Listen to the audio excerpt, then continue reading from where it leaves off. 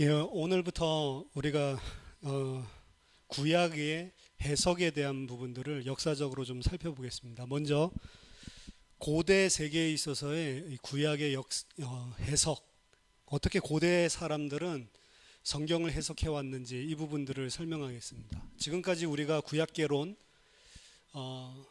하나님께서 우리에게 구약 성경을 어떻게 주셨는지 언어에 대한 부분들 같이 나눴고, 그리고 또 그 언어가 변천함에 따라서 어떻게 하나님이 그 번역본들을 전달해 주셨고, 또 성경을 우리가 지금 가지고 있는데 그 성경의 원본이란 도대체 무엇인지 이런 부분들까지도 다 살펴봤습니다. 그리고 구약 성경이 실제로 우리에게 전수되어지는 과정들, 그 과정들 속에 여러 가지 사본들이 있었고, 또 마소라 학파라는 이런 존재도, 그리고 우리 성경이 지금 어떻게 구성되어져 있는지, 그리고 실제로 원본이라는 개념이 우리가 생각했었던 그런 개념이 아니었죠. 여러 가지 좀 복잡하지만 구약 성경이 주어지게 된 역사적인 과정들을 실제 팩트들 중심으로 이렇게 살펴봤습니다. 오늘부터는 더 중요한 건데요. 그 구약 성경을 어떻게 해석해야 될 거냐, 사실은 이 부분이 중요한데, 그 해석하는 데 있어서 먼저 고대 세계에서는 어떻게 성경을 해석했냐, 이 부분부터 차근차근하게 살펴볼 겁니다. 고대 세계에서, 그리고 예수님 당시 어떻게 해석을 했는지 이런 부분들을 살펴볼 겁니다. 결국에는 이 구약 개론에서 다루고 있는 내용이 우리가 성경을 어떻게 이해하고 성경을 어떻게 받아들이고 또 성경을 어떻게 해석할 거냐에 대한 것이기 때문에 이제 해석에 대한 부분들을 다루겠습니다. 아니, 우리가 해석을 당장 어떻게 해석해야 되는지 따지면 되지, 왜 수천 년, 수백 년 전에 살았던 사람들, 심지어는 고대 세계에 살았던 사람들의 해석이라고 이야기를 하는데, 뭐 그거 알아서 뭐 하냐, 그게 중요하냐 생각할 수 있습니다. 왜냐하면 우리는 너무 정답을 많이 들어왔고, 그리고 알고 있기 때문에 또 이전 사람들이 어떻게 해석했는지에 대해서는 전혀 우리는 관심이 없죠. 하지만 생각하는 게 중요합니다. 어떻게 역사적으로 이 텍스트들이 이해되어져 왔는지를 살펴봐야 됩니다. 왜냐하면 살펴보면 살펴볼수록 성경 해석이라는 것은 우리 자신이 한 게 아니고요. 이미 오래전 시간 전부터 고민되어져 왔고, 오랜 시간 전부터 이미 가지고 있었던 수많은 해석들 중에 하나라는 것들을 알게 되어 있습니다. 그리고 우리가 최종적인 깨달음과 그리고 해석을 가지게 된 것도 그런 것들이 바탕이 돼서 지금 시간표가 됐기 때문에 아는 거지, 그런 배경들이 전혀 없이 갑자기 뚝 떨어져서 우리가 해석해낸 적은 없다는 거죠. 따라서 우리는 우리 이전에 아주 긴 시간 동안 사람들이 해왔던 것을 하고 있는 것 뿐입니다. 성령은 개혁주의 전통이 시작될 때까지 휴가를 갔다가 개혁주의 시작하면서 갑자기 역사해가지고 해석하게끔 그렇게 하시지 않았다는 거죠. 구약의 해석의 역사를 느껴보는 것은 그저 우리가 어떠한 관점을 가지도록 만들어주는 그런 좋은 것뿐만이 아닙니다. 그보다는 우리가 의식적으로 과거의 연속선상에서 우리 자신을 보는 거고요. 그리고 그렇게 살펴보지 않으면 우리는 책임 있는 성경 해석자라고 우리를 부를 수가 없는 것입니다. 물론 그 해석의 역사들 가운데서는 우리와 다르게 해석하는 것도 있고 틀린 것들도 있고, 그리고 완전하게 성경이 계시되고 그리스도가 계시되고 나서 살펴보니까 완전히 다른 각도로 보고 있었구나라는 것도 볼 수 있습니다. 하지만 그것들을 보는 것이 유익하단 말이에요. 그리고 그것들을 봐야지만 또 텍스트를 정확하게 이해할 수 있고 바로 이해할 수 있는 겁니다. 그래서 사실은 해석을 하나 하기 위해서는 많은 자료들을 참고해야 되는 거예요. 최근에 많은 사람들이 어떤 이런 역사적인 전통이 아니라 창의적인 것들을 교육에서 강조를 하거든요. 그래서 막 새로운 해석을 갖다가 해냈다라고, 자기들이 전혀 그런 역사적인 해석을 살펴보지 않고 이제 자기가 생각할 때 이런 뜻인 것 같다라고 해서 굉장히 창의적으로 이 해석을 해낸단 말이에요. 어떤 본문을. 그리고 발표를 하는데 그렇게 발표를 하잖아요. 그러면 거의 대부분은 이미 그렇게 똑같은 해석이 과거에 있었던 것들입니다. 그래서 내가 논문을 쓰려고 하면은 내 논문을 쓰는 게 아니고 먼저 뭐 해야 되냐면 내가 써야 될 주제에 대한 것들을 과거에 어떻게 썼는지를 처음부터 싹 다 살펴보는 거예요.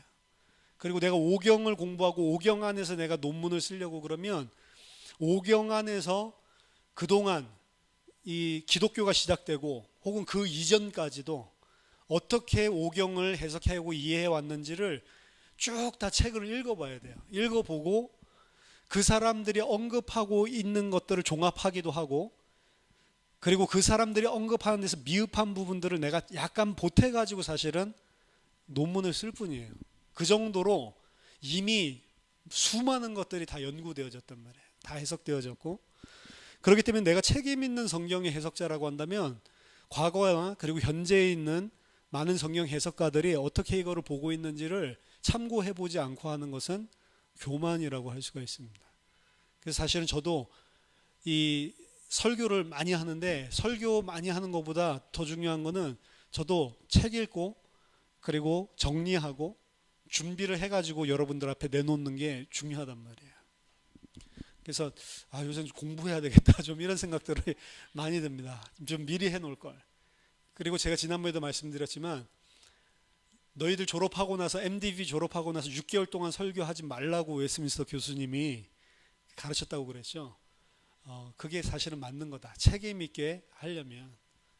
그래서 어떤 의미에서는 우리들이 다른 사람들이 잘 해석해 놓은 것들을 전달해야 해야 되겠지만 다른 사람이 잘 해석해 놓은 걸 보지 않으면 내가 잘하는 줄 알고 하는데 사실은 나보다 더 그 포인트를 정확하게 해석해 놓은 사람들이 많이 있어요.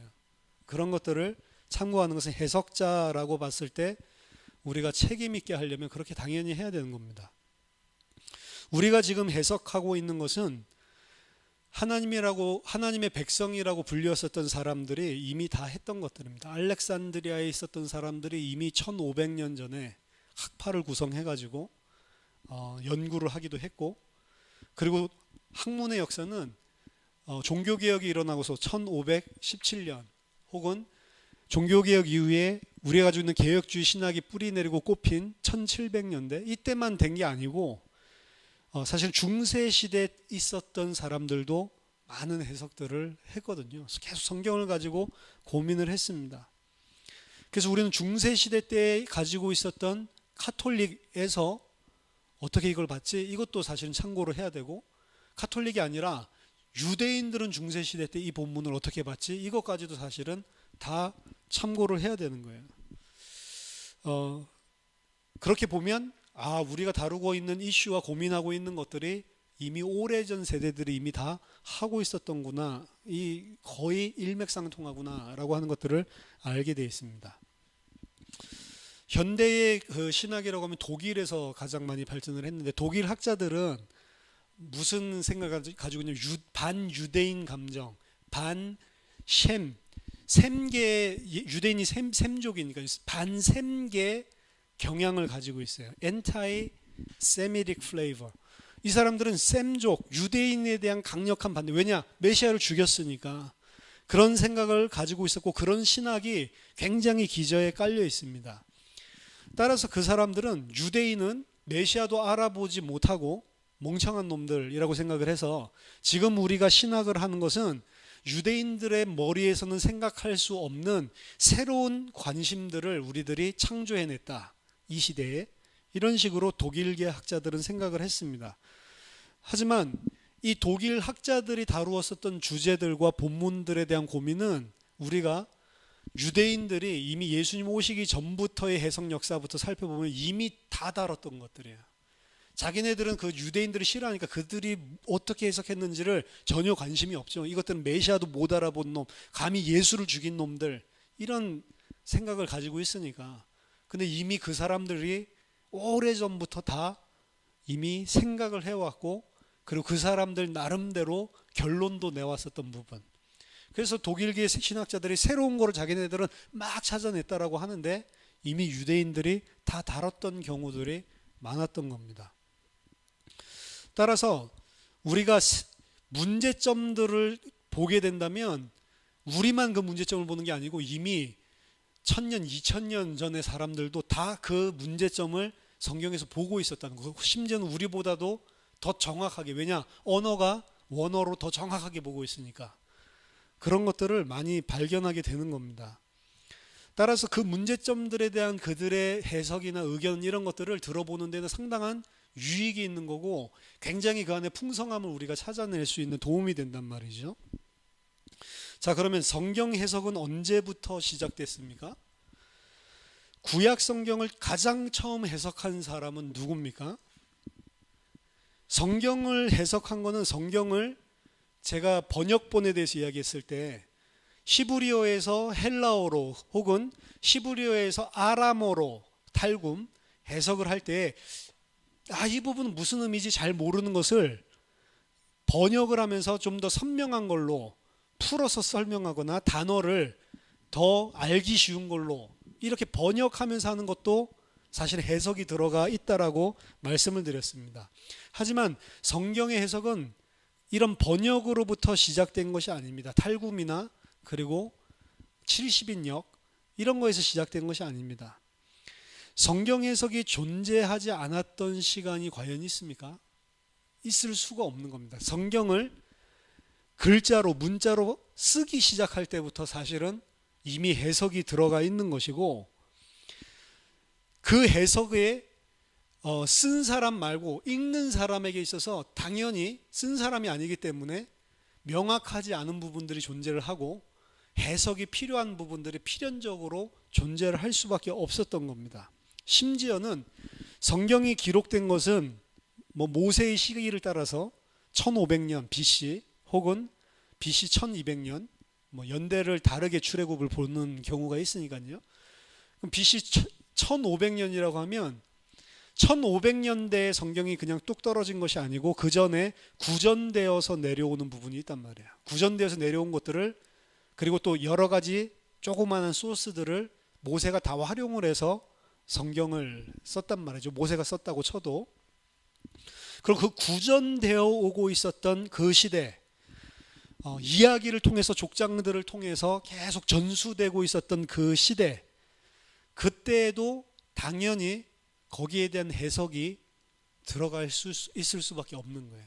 그래서 이미 말씀이 주어지기 시작한 때부터 해석은 뗄 수가 없이 계속해서 들어가게 된다는 것입니다. 따라서 성경은 처음 구두로 전달될 때부터 존재하기 시작했을 때부터 그리고 쓰여지기 시작했을 때부터 성경에 있어서 해석이란 것은 발생하기 시작을 했고 성경이 해석이 없었던 때는 존재하지 않는다는 거예요. 자, 출애굽기 12장 26절에서 27절을 보면 이후에 너희의 자녀가 묻기를 이 예식이 무슨 뜻이냐 하거든 너희는 이르기를 이는 여호와의 유월절 제사라 여호와께서 애굽 사람에게 재앙을 내리실 때에 애굽에 있는 이스라엘 자손의 집을 넘으사 우리의 집을 구원하셨느니라 하라 라고 되어 있죠. 유월절 의식을 하면서 자녀들이 이게 도대체 무슨 의미죠? 라고 물으면 그것이 바로 출애굽 사건을 유월절 어린 양의 피를 받고 재앙이 우리를 넘어갔다라고 하는 것을 설명해 줘라 라고 이야기를 하죠. 이것도 해석이죠.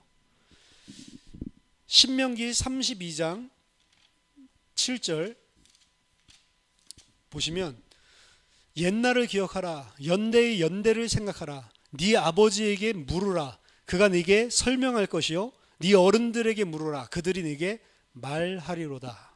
그렇죠? 새로운 후대들이 일어나서 아버지, 할아버지 이게 도대체 무슨 뜻이죠? 라고 물었었던 수많은 질문이 있었고 그 질문이 있을 때 이것은 바로 성경에서 하나님이 행하신 이 일을 의미하는 거야 라는 것들을 설명해 주라라고 이야기를 하죠. 그러니까 오경 안에서도 이미 이러한 부분들을 보여주고 있는 겁니다. 그래서 어린아이가 아빠 이건 무슨 뜻이야? 라고 물을 때마다 우린 대답해 주는 거지만 사실은 해설을 해주고 풀어서 설명을 해주고 있는 거라고 볼 수가 있는 겁니다. 시편 119편 보시면요. 시편 119편은 율법에 대해서, 하나님의 말씀에 대해서 가장 긴 성경이죠. 가장 긴 장인데, 시편 119편에도 보면 12절에 찬송을 받으실 주 여호와여 주의 율례들을 내게 가르치소서라고 이야기를 하죠.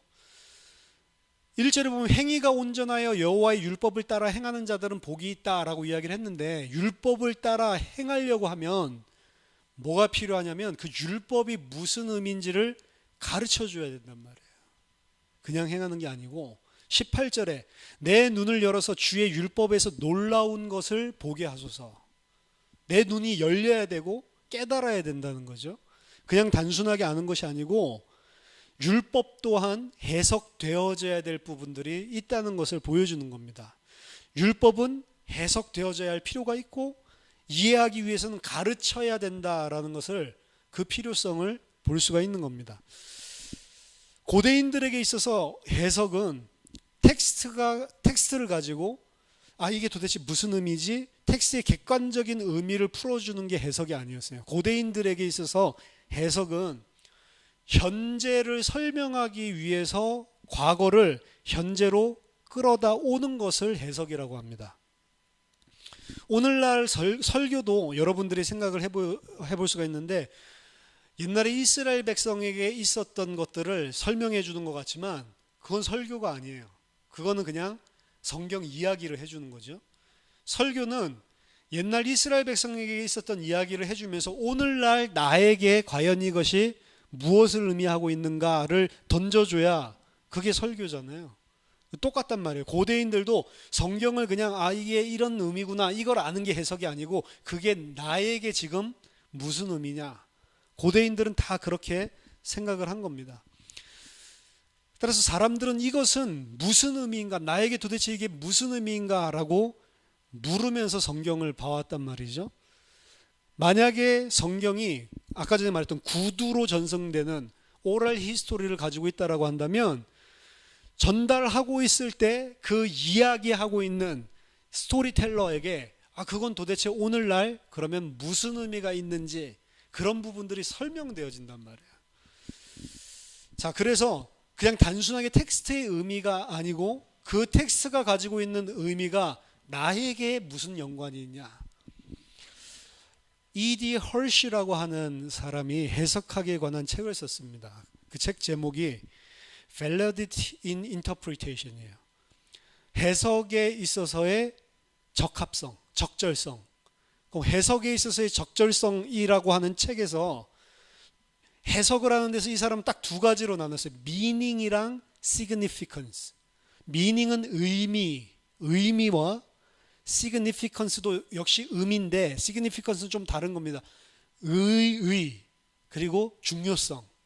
그러니까 그냥 해석을 해내는데 두 가지가 작용을 한다는 거죠.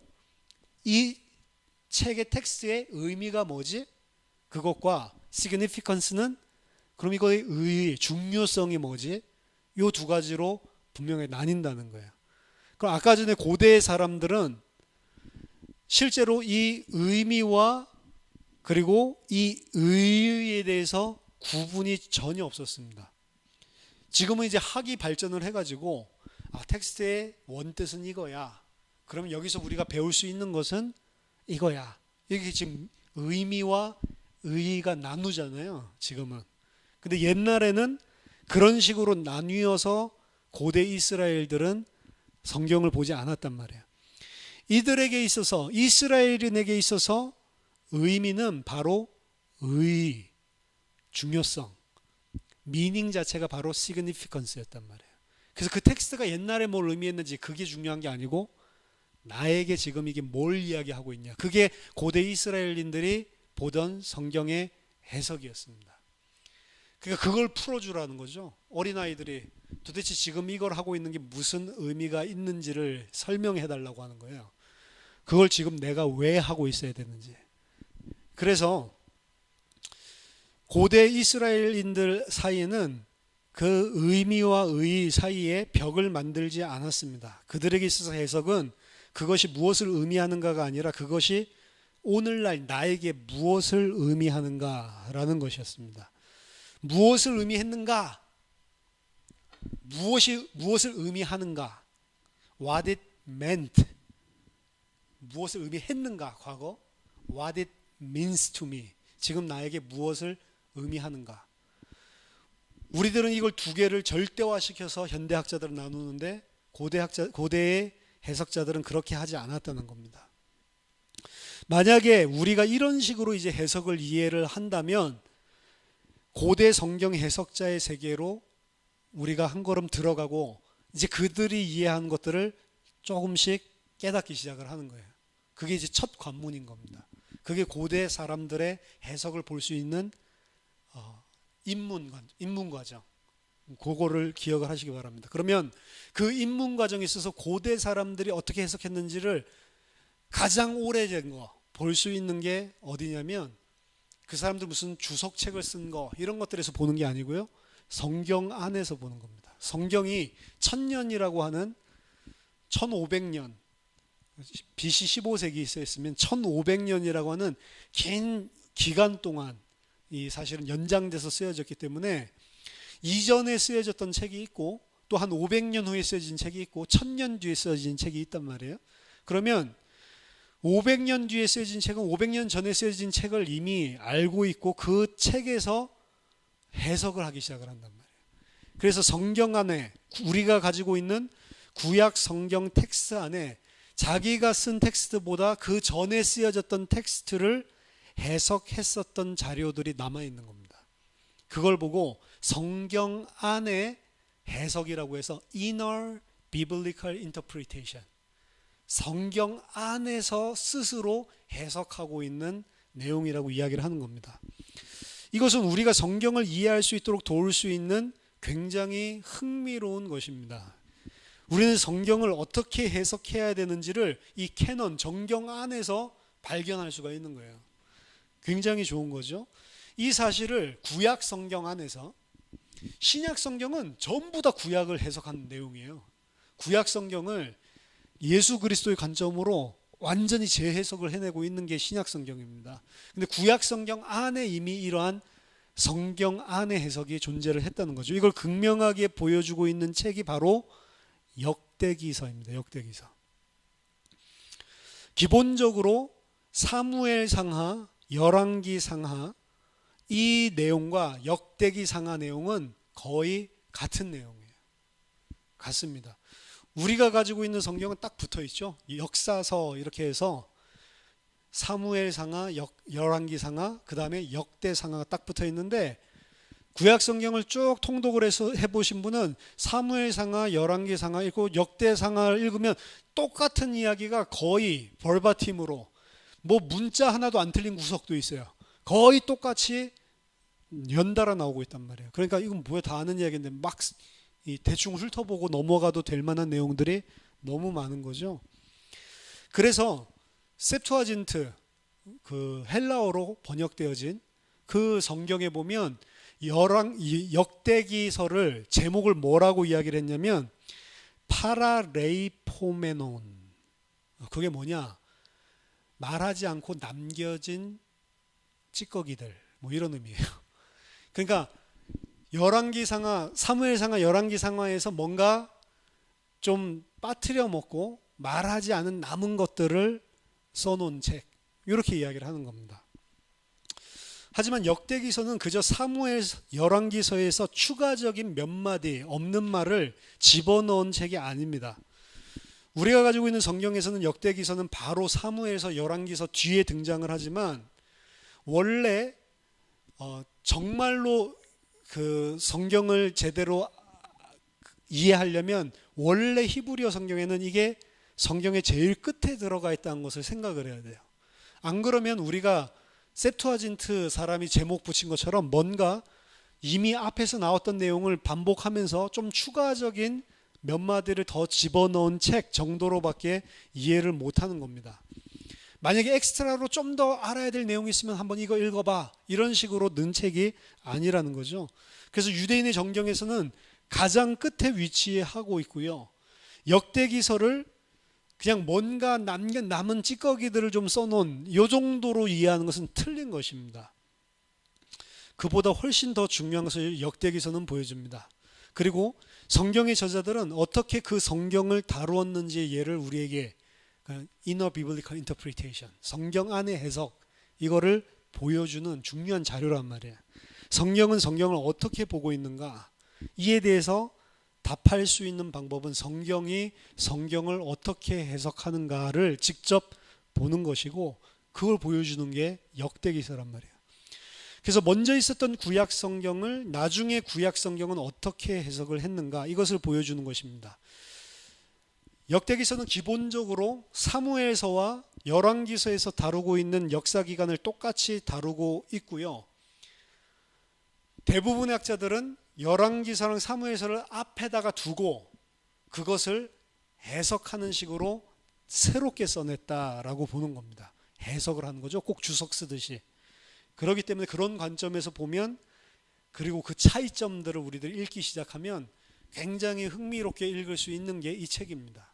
그러니까 통독을 하는 게 중요하지만 이런 거 모르고 그냥 통독을 하루에 몇 장씩 읽어야 된다고 쭉쭉쭉 읽어 나가면 아무것도 모르는 게 되고 마는 거예요. 그래서 통독하는 게 성경의 대체적인 윤곽을 잡는 데는 뭐 좋을 수 있을지는 모르겠지만 성경의 진리를 안다고는 볼 수가 없는 겁니다. 그냥 성경을 팩트로 그냥 읽을 뿐이죠. 근데 그거는 별로 우리의 신앙에 큰 도움이 안 된단 말이에요. 반드시 해야 될 것이지만 그렇게 해가지고는 큰 도움이 안 된다는 거죠. 자, 그거를 대표적으로 보여주고 있는 예가 하나가 있는데요. 사무엘 하 7장 16절을 한번 보세요. 나단이 다윗을 찾아가서 다윗에게 주는 신탁입니다. 하나님의 말씀을 대언해 주는 거예요. 다윗에게 무슨 약속을 전하시냐면, 하나님이 나단의 입술을 통해서 하나님의 약속을 주는 겁니다. 내 집과 내 나라가 내 앞에서 영원히 보존되고 내 왕위가 영원히 견고하리라 하셨다 하라. 그러니까 하나님이 나에게 말씀하셨다.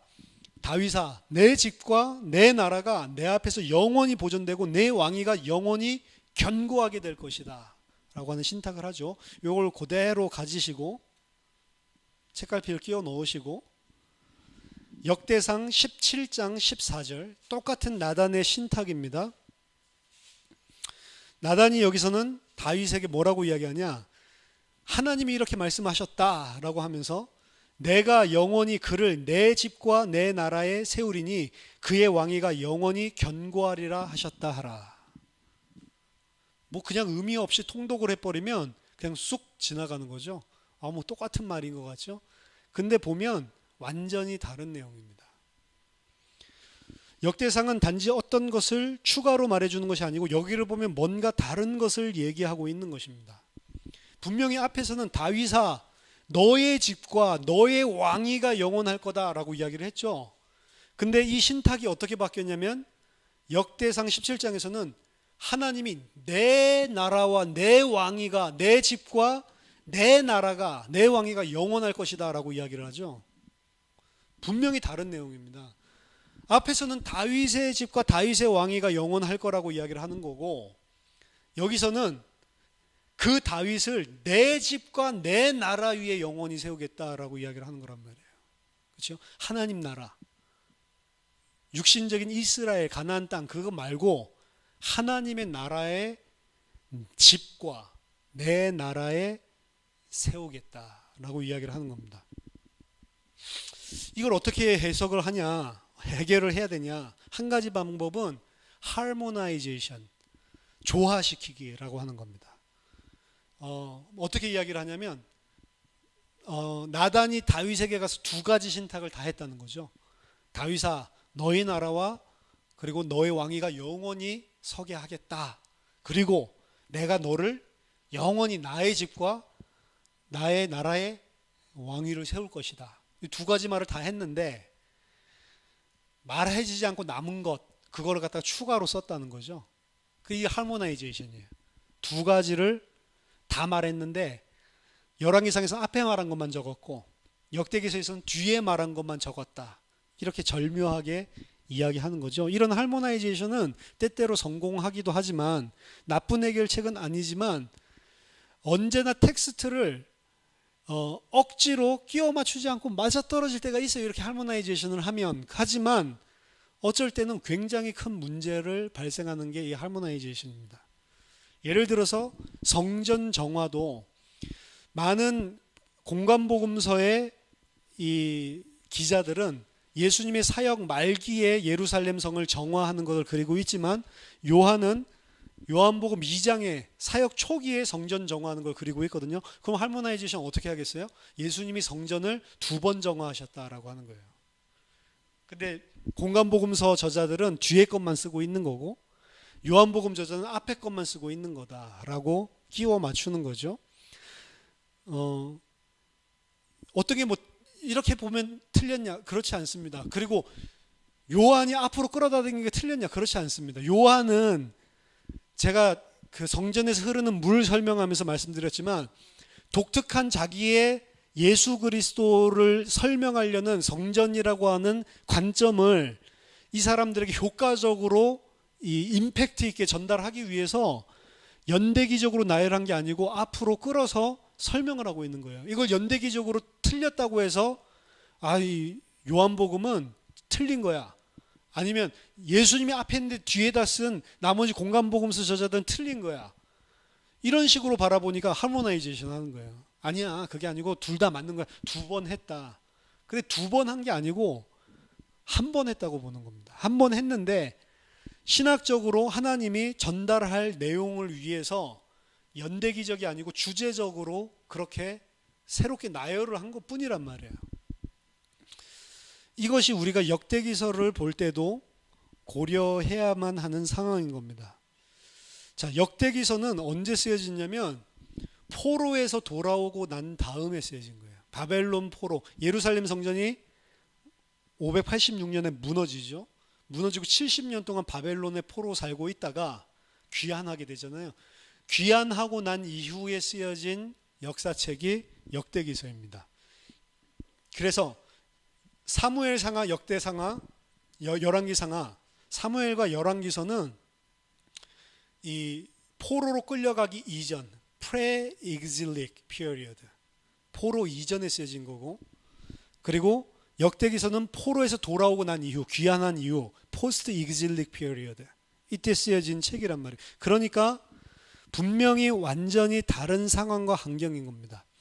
자, 포로 후기에 돌아와서 가나안 땅에 돌아온 이스라엘 백성은 옛 땅으로, 약속의 땅으로 돌아오기는 했지만 그곳에는 왕궁도 없고 더 이상 성전도 없고, 그리고 예수님 오실 때까지 단 한 번도 왕이 세워진 적이 없었어요.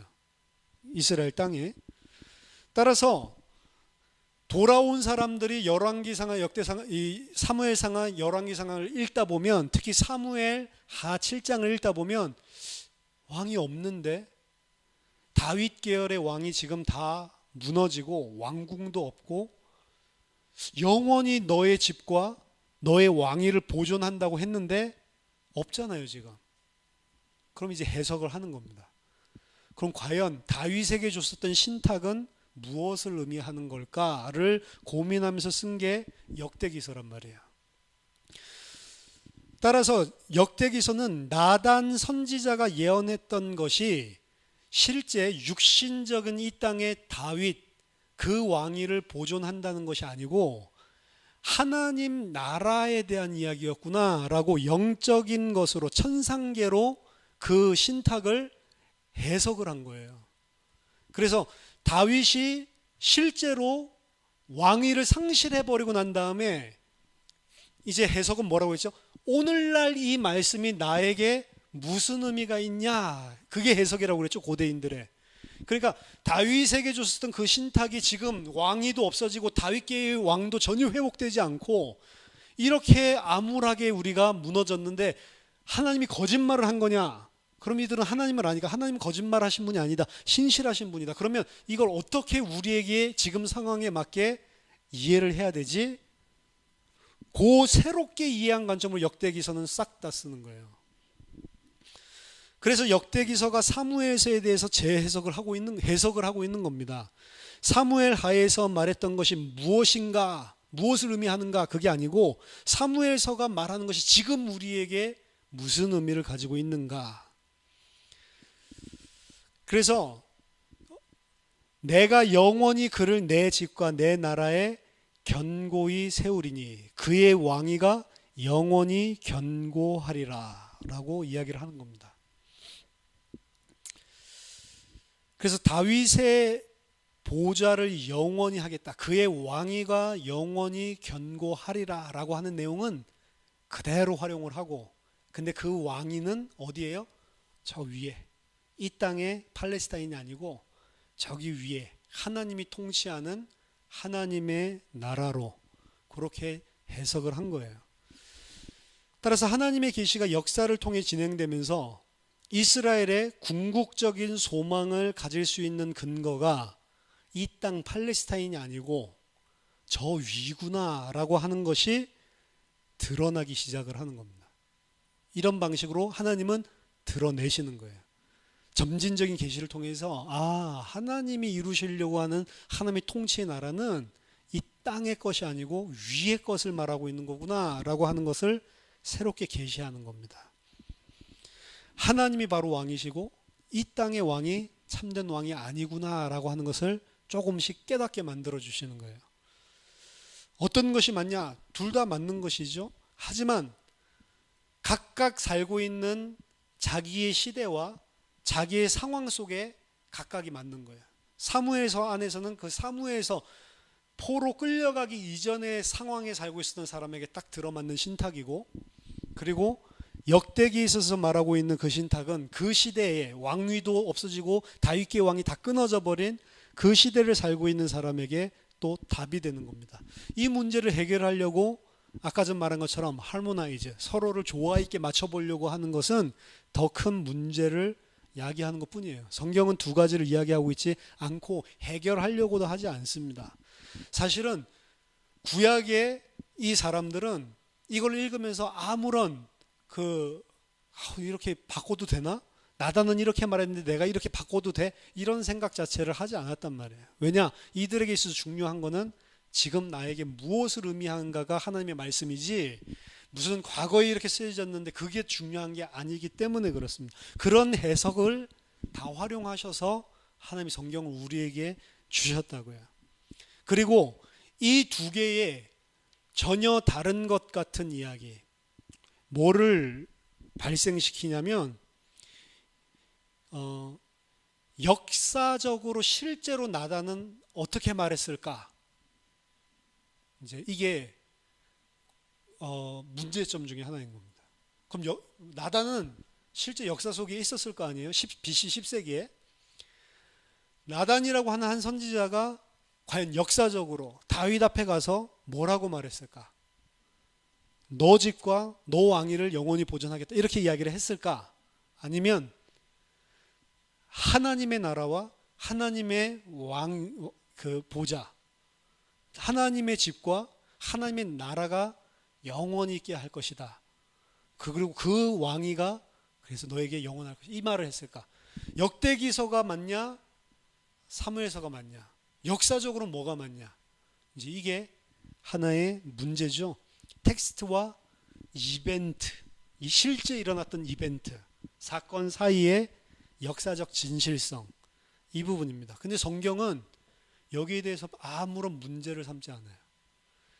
오늘날로 본다면 이게 역사서야? 근데 팩트는 뭐야? 이렇게 접근을 하죠. 우리가 생각하는 역사는 육하 원칙에 따라서 정확하게 있었던 팩트를 이야기해 주는 걸 역사라고 생각하기 때문에 이걸 보면 이게 역사야? 이렇게 본다. 성경은 역사지만 그냥 역사가 아닙니다. 구속 역사고 신학적인 역사란 말이에요. 하나님의 백성에게 하나님이 이 말씀을 주셔서 무엇을 의미하는가? 그게 키포인트지. 역사적으로 팩트가 뭐냐? 그게 중요한 게 아니란 말이에요. 그런 식으로 보니까 이게 역사적으로 허구다라고 우리의 현대적인 역사 기술의 관점을 보고 이야기를 하는 거예요. 그게 틀린 것입니다. 자, 독일어에는 역사가 두 가지가 있어요. 히스토리에가 있고요. 그리고 객식트가 있어요. 두 가지는 뭐가 다르냐면 팩트, 우리가 말하는 딱 그대로 일어났었던 사실, 그게 히스토리에입니다.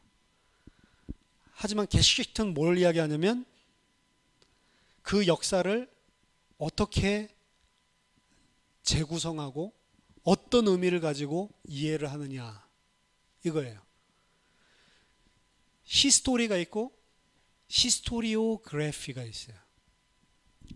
히스토리는 어떻게 보면 이제 좀 구분을 하기 위해서 두 가지 이야기. 히스토리는 있었던 그대로 사실을 팩트를 말한다고 한다면, 사실은 우리가 쓰는 역사는 히스토리오그래피예요. 역사 기술이에요. 그러니까 힘없는 나라는 망하고 나면은 그 나라를 멸망시킨 나라의 관점에서 그 나라의 역사는 다시 써지는 겁니다. 그렇죠? 식민사관 뭐 이런 것도 요새 많이 이야기를 하잖아요.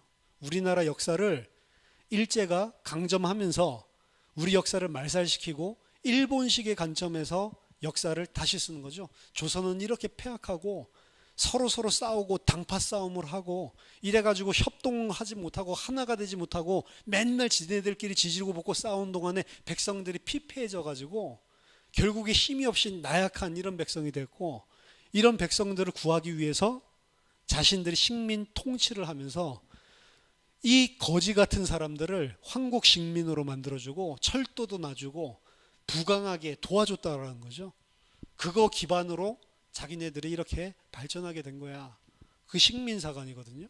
이전에 있었던 우리의 실제로 일본을 도와주고 우리가 가지고 있었던 과학적인 거나 훌륭한 것들을 싹 다 말살시켜버리고 안 좋은 것들만 짝짝 꺼내가지고, 그러니까 망하는 거야 너희들은. 이렇게 이야기한 거죠. 역사는 항상 강자에 의해서 새롭게 쓰여진다. 그렇죠? 중국이 좀 힘을 차지하니까 모든 우리의 고대 역사도 다 자기의 변방, 자기네들 나라에서 일어난 것처럼 다 편입을 시키고 동북공정 같은 거 하잖아요. 이게 똑같이, 그럼 역사로 실제로 있었던 일, 그게 우리가 가지고 있는 역사가 아니고, 현대 역사도 모든 인간이 쓴 역사는 취사 선택을 해서 어떤 관점을 가지고 기록을 하는 거라고요. 성경도 마찬가지입니다. 어떤 팩트를 쓰려는 게 목적이 있는 게 아니고 어떤 관점을 가지고 하나님이 쓰게 만들으셔서 하나님이 계시하고자 하는 바를 다 그 속에 포함시켜 놓는 거예요. 그럼 하나님이 계시하고자 하는 바는 뭐죠? 다윗의 왕권. 왜 다윗의 왕권을 하나님은 이야기하시죠? 궁극적으로 그리스도를 통해서 이루어질 왕권을 설명하기 위해서 다윗의 왕, 다윗의 후손, 이 이야기를, 다윗의 자손 이야기를 하는 거잖아요. 그렇다면 그리스도가 오시면서 사실은 사무엘서에서 이야기했었던 신탁과 역대기서에서 말한 신탁이 궁극적으로 다 이루어지는 거란 말이에요. 그리스도가 왔을 때 이 두 요소는 전부 다 팩트가 되는 겁니다. 우리는 역사서라고 읽지만 예수님은 이 역사서를 포함해서 시가서까지도 다 예언서라고 이야기를 하죠. 사실은 다윗의 왕권을 이야기하는 것 같지만 다윗의 왕권이 아니고 누구요? 다윗의 자손으로 오실 예수 그리스도의 왕권을 이야기하고 있는 거잖아요. 예수 그리스도가 오면서 역대기서의 신탁과 사무엘서의 신탁이 두 가지 모두 다 성취되는 겁니다. 예수님은 육신적으로는 이 땅에서는 다윗의 자손으로 오셨고, 하지만 그는 하늘에서부터 내려온 하나님 나라에서 하나님의 아들이 이 땅에 육신을 입고 오신 분이란 말이에요.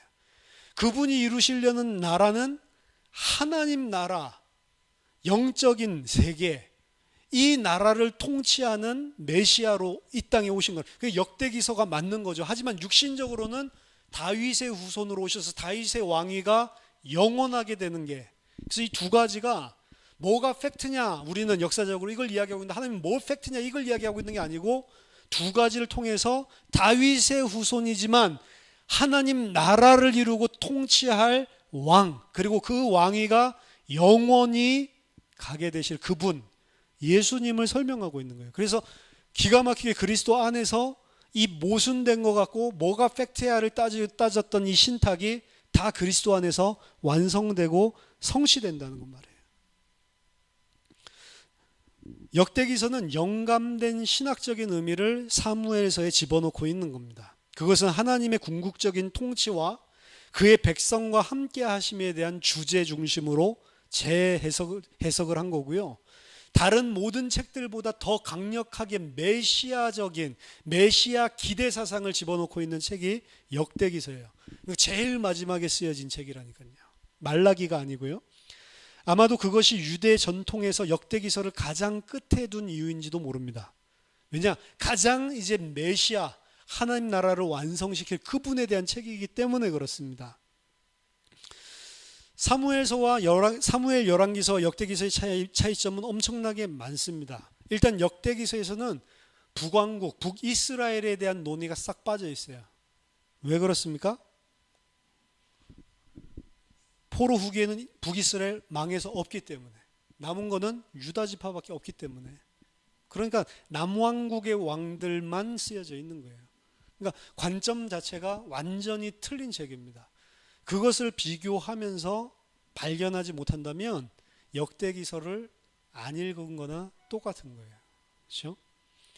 그래서 구약 성경 안에서 우리가 볼 수 있는 성경의 해석, 성경 안에 그럼 열왕기서 그리고 역대기서 이것만 이야기합니까? 아니에요. 성경 안에 성경 자체를 해석한 것들이 무수하게 많습니다. 제가 창세기 1장 이야기할 때 하나님의 형상을 시편 기자는 뭐라고 해석을 했냐? 시편 8편을 가지고 이야기를 했죠. 시편 4절에서 8절 가지고 하나님의 형상을 그가 뭐라고 해석을 하고 있는지. 이것처럼 성경 안에 이미 성경에서 말하고 있는 바를 더 발전시키고 구체적인 영적인 의미를 넣어가지고 해석하고 있는 예들을 수없이 많이 살펴볼 수가 있는 겁니다. 그래서 한 주제를 볼 때 오경에서는 그 주제에 대해서 뭐라고 이야기를 하고 있는지, 그리고 역사서에서는 그걸 어떻게 이야기하고 있는지, 선지서나 시가서에서는 이걸 어떻게 이야기하고 있는지를 이제 연대기적으로 주제적으로 발전되는 것들을 보는 것들이 굉장히 의미가 있고요. 그걸 신약에서는 어떻게 보고 있는지 여기까지 가면은 성경 안에서의 해석들을 우리들이 많이 살펴볼 수가 있는 겁니다. 오늘은 Inner Biblical Interpretation, 성경 안에서의 고대 이스라엘의 해석에 대해서 살펴봤고요. 다음 주에는 제2성전기 때의 구약 해석에 대해서 그 주제에 대해서 살펴볼 겁니다. 굉장히 중요합니다. 왜냐하면 예수님 당시가 바로 제2성전기예요. 제2성전기는 제1성전 솔로몬 성전이 무너지고 포로 귀환한 이 돌아온 백성들이 새로운 성전을 만들죠. 그게 이제 그래서 제2성전이라고 부르는데, 그 제2성전기 안에 포함되는 문학들이 우리가 가지고 있는 신약 성경까지도 다 포함되어 있는 거예요. 그러니까 그때 당시에 어떻게 성경을 해석했냐라고 하는 건 신약 성경 기자들이 어떻게 구약을 해석했냐라고 하는 이슈까지도 들어가는, 맞물리는 그런 부분이기 때문에 굉장히 중요한 겁니다. 제2성전기 때의 해석에 대해서 다음 주에 살펴보도록 하겠습니다. 자, 마치겠습니다. 기도하겠습니다. 하나님 감사합니다. 하나님의 말씀을 제대로 상고하고 또 이해하고 또 성경을 정확하게 하나님께서 저희들에게 주신 그 의미대로 해석해서 하나님의 뜻을 알고 하나님을 알 수 있도록 우리 모든 성도들을 주님께서 인도하여 주시고 그 뜻에 순종하는 하나님의 백성 되게 하여 주시옵소서. 예수 그리스도 이름으로 기도하옵나이다. 아멘.